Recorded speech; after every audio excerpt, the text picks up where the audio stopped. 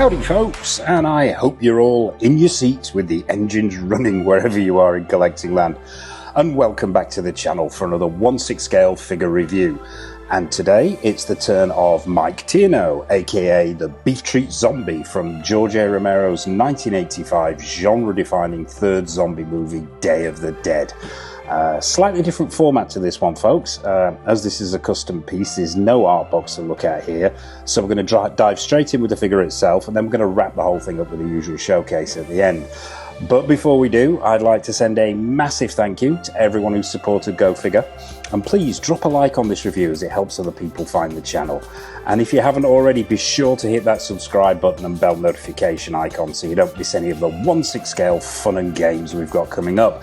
And I'd also like to send a zombie apocalypse size thank you to Dan, aka Dan the 6 scale fan, for coming up with the body and the clothing for this particular figure. There'll be a link to his Instagram and eBay pages in the description below.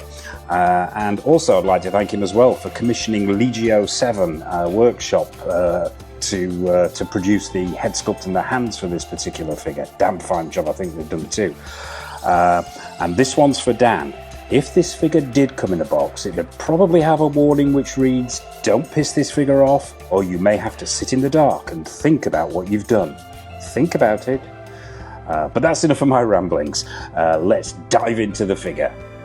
Okay folks, just before we dive in, probably worth mentioning for the uninitiated, Beef Treats gets his name Beef Treats because the scientists in the movie attempt to domesticate him by feeding him some army supplies, some foodstuffs that the army so generously supplies called beef treats, which he then goes and turns his nose up at, which apparently any normal person, living or dead, would do. But yeah, that's where the name comes from. Also worth mentioning as well at this point, not really any accessories to speak of with this figure. However, Dan did include a few bits, and we'll take a quick look at those. He was kind enough to include this stand. Now, those who have bought custom stands on the internet and off eBay will recognise this kind of stand.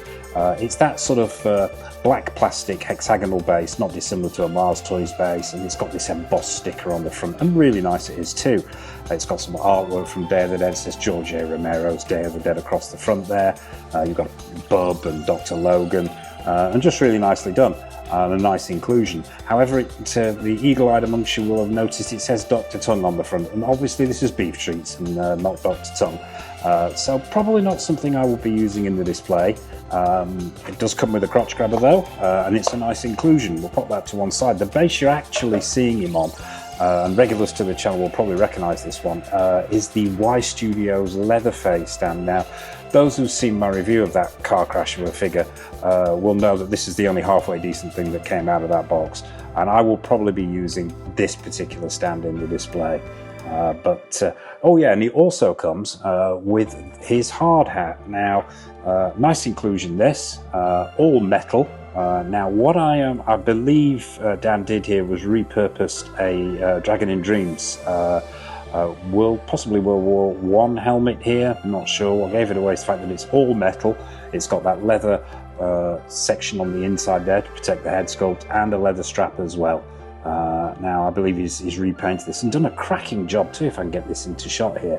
I think the colour is absolutely spot on. I love the weathering that he's done here, and to dirty it up and make it look used and old. And yeah, if I'm wanting to display him with this helmet on, that's an option as well. I think I probably won't. I think I'll probably stick with this look. But yeah, you'll get more another look at this helmet when we do the showcase at the end. So yeah, fantastic little inclusion there, and a massive thank you for that. So let's stop him from spinning and have a close-up look at the man himself, the undead. If this turntable will cooperate, let's get him front and centre. Let's get him off this stand and start at the bottom as we always do. Now, the boots. Now, these boots are all one piece of sculpted plastic, I believe. No split cut boot design here. I'm not sure where Dan sourced these, but they are very, very accurate and pretty much the same style and size as the ones that we see in the film. They have been suitably weathered, and they are dirty. They're grimy, they're dirty. The ends of the boots are messy, and just really, really well done. The sculpt to make it look like leather, and then the weathering effects on it on top, really nice. You've got soles underneath there, which is great to see, and there's weathering on that sole as well. Moving up, blue jeans, one pair of, and very nicely done they are too. Not sure where Dan sourced these, but they're pretty screen accurate. They look on point to me. The proportions are right. The stitch work is really nice. There's no loose threads hanging down there. I am assuming Dan has weathered these, and weathered them just right, actually. Absolutely spot on this. Not too much, not too little. You've got weathering on the knees there. You've got weathering on the backs of the jeans themselves, and the stitch work is, as I say, just absolutely on point. Moving up, not sure whether this belt is pleather or leather, but it's screen accurate. It's got a buckle on there, and it's looped through the top of the jeans themselves. Moving up even further, up to the shirt. Now, what Dan's done here, and I think this was a very good idea, actually. I mean, because the proportions are absolutely nailed on. The screen accuracy is most certainly there. Probably the only thing that I would say is slightly off is this coat, but we'll get to that. But what he has done is he's actually, looks like he's attached this coat to the front of the shirt, which I think is a cracking idea, because you don't want this coat opening up, because the majority of the time in the movie it's flush to his upper body there, and I just think that was a good idea to do that. But underneath the coat you've got this white cotton shirt, and it is very, very, very, very dirty, very, very well weathered. It looks to me like it's sort of got a pink hue to it, and it's difficult to say in the film. Is it a pinky colour? Is it a bluey colour? Is it a white? It's so dirty, it's very difficult to really tell. But I think Dan's done a cracking job here of weathering it. You've got this this tie, which is pretty much affixed in place, which is good to see, actually, because it's got that skewed look to it. Now, if this was free floating, and as we all know as collectors of 6-scale figures, free floating ties can be a real pain, especially if the material hasn't been treated or there's nothing holding it down, and it can be a real pain having to futz it into place. Looks to me like underneath this jacket that the shirt is Velcro. Looks like it's just coming away a little bit there, but that isn't a problem, and that's the great thing about this figure. If you've got sort of bits where it's skewed, where the shirt isn't sitting right or the jacket isn't sitting right, it actually adds to the figure rather than detracts from it. Yeah, I think you've done a cracking job there, and it's suitably dirtied all the way up around up to the neck area. Now onto the coat. Now the coat, it must have been very difficult for Dan to try and source this. I believe, in conversation with him, that I think he actually sourced this from a Snatch figure, from a Brad Pitt Snatch figure. The only issue really here is that it's slightly too long and the colour is slightly off. But I think short of actually commissioning somebody to make a screen accurate version of this coat, this is about the best you're going to get, and it works for me. It does, and it's unmistakably beef treat. So yeah, I'm prepared to let that go a little bit. It doesn't, as I say, detract for me. But yeah, I would say possibly down here maybe it's an inch too long, and it was a slightly lighter brown. But apart from that, it's absolutely nailed on. The fit, the finish, the fall are all great. The fur collar is screen accurate because that's what he had in the film. Yeah, could do with perhaps just being a little bit shorter, but this has also been weathered as well. It's not super clean, and that's the great thing about zombie figures. I think you can really throw them around to your heart's content, because the more you dirty them up, the better they look. But as I say, I'm not going to go through too much articulation on this one because it is a custom kit bash. I don't want to over push it. And I'm not sure what body is being used here, but yeah, you've got butterfly joints at the arms and the usual story of jointed elbows and knees here. There's plenty of range for movement, although I think pretty much this is the kind of pose I'm going to be going for in the display. Moving up to the head sculpt, the all-important head sculpt. Now, we'll start with this neck first. First and foremost, he's got this collar on. Screen accurate again. Now, I'm not sure whether this is leather or pleather, the material that's being used here, but it looks good and it looks screen accurate, and there's a buckle at the front there, and attached to that buckle you've got this metal chain. hanging down. Once again, you could, if you wanted to do a diorama, you could almost have him have this attached to a wall behind him and have him pulling on it as he attempts to escape. But yeah, so that works really well. Onto the head sculpt. I'm going to try and get this in as close to the camera as I can now. I think this head sculpt is absolutely on point. I really do. I think it is fantastic. I think EGO7 have done a workshop, have done a cracking job here on this head sculpt. Unmistakably beef treats.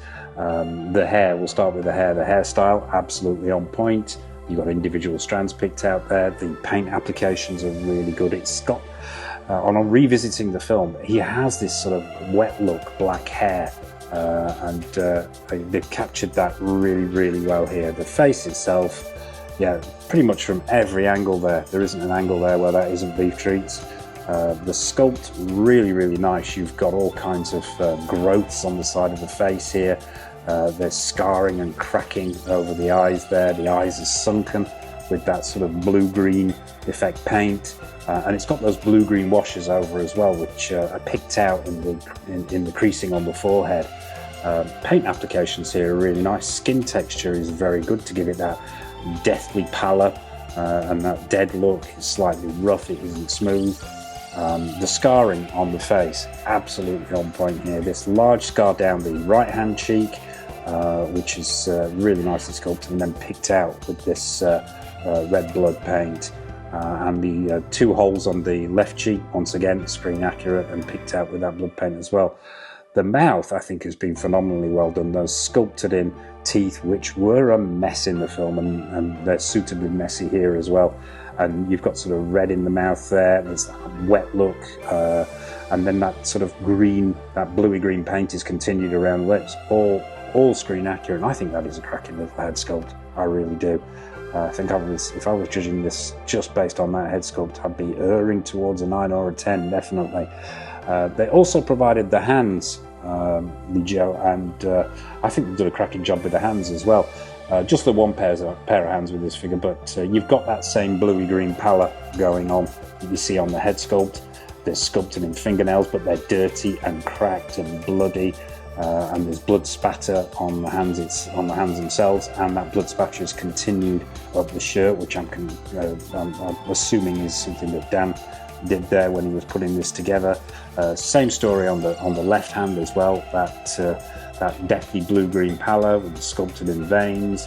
You've got creasing on the knuckles there, and once again, blood spatter effect and those scratched and broken fingernails, which look absolutely on point. So yeah, there you have it, folks. That is Beef Treats himself. Let's get him back on the stand. And before final thoughts, I think what we should do is introduce Beef Treats to a friend. So let's bring out one of his mates. So it's Bob and Beef Treats together, reunited at last. And yeah, I just thought I'd put these two guys together so we could take a look at how they display together. Regulars to the channel will recognise this figure as being unofficially my figure of 2024. I absolutely love this piece, and if you're wanting to see some more about this and see it in more detail, please check out the review on the channel. There'll be a link as well at the end of this review. So how do they square off against each other? Well, I think they work brilliantly well together, but then again, I'm biased. The proportions absolutely spot on. Screen accuracy is there. Yes, we've already discussed that jacket, but on Beef Treats. But overall, I think they just work phenomenally well together. And my quest continues to get all the characters from both Dawn and Day. That is a quest I have been on for a number of years, and that quest no doubt will continue for a lot longer. So, final thoughts on Beef Treats. I've got to say, I think it's an absolutely phenomenal piece. I really do. I think the screen accuracy's there. I think the head sculpt is phenomenal. I think the work that Dan's put in and done here to create the outfit, the body and the outfit are exceptional. I think I think it's just fantastic. I think it's amazing. It really, really is. And yes, we can argue the toss about that coat, but it doesn't bother me. It really, really doesn't bother me. So A score. Now this is going to be really difficult because plot spoiler here for those who haven't seen the Bub review. I gave him a 10. I'm going to give this 2 scores. I'm going to give Beef Treats 2 scores. 1 score is if I'm being heartless, cold, calculating, and purely looking at this dispassionately, without any of the emotions that I've got attached to 6 scale figures and George A Romero movies, and I would give it a 9. I would say that coat needs to be changed, altered. Everything else, absolutely on point. Articulation's great, attention to details there, head sculpt phenomenal, as I said. But on a personal score level, I'm going to give it a 10. It's going to be a straight up 10 for me. So yeah, it's Bub and Beef Treats 10 and 10 as far as I'm concerned. I cannot wait to get to the showcase. I can't wait to display these 2 together. As I say, it's been a long time coming, and the quest continues. But I'm 2 down and probably about 300 more figures to go. So there you have it, folks. That's a 10 for Beef Treats and a 10 for Bub as well. What are your thoughts on this piece? What are your thoughts on custom figures? What are your thoughts on the movies, the characters? Doesn't matter what it is. Nothing is off menu. Please drop a comment in the comment section below.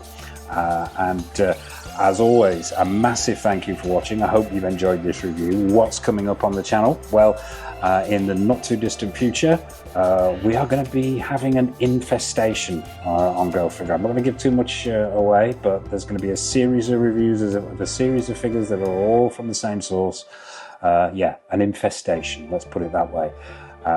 What's coming up on the channel? Well, we have stuff from Hot Toys, from Pure Art, In Art, Susu Toys, Present Toys, Mars Toys, Exo6, Caustic Plastic.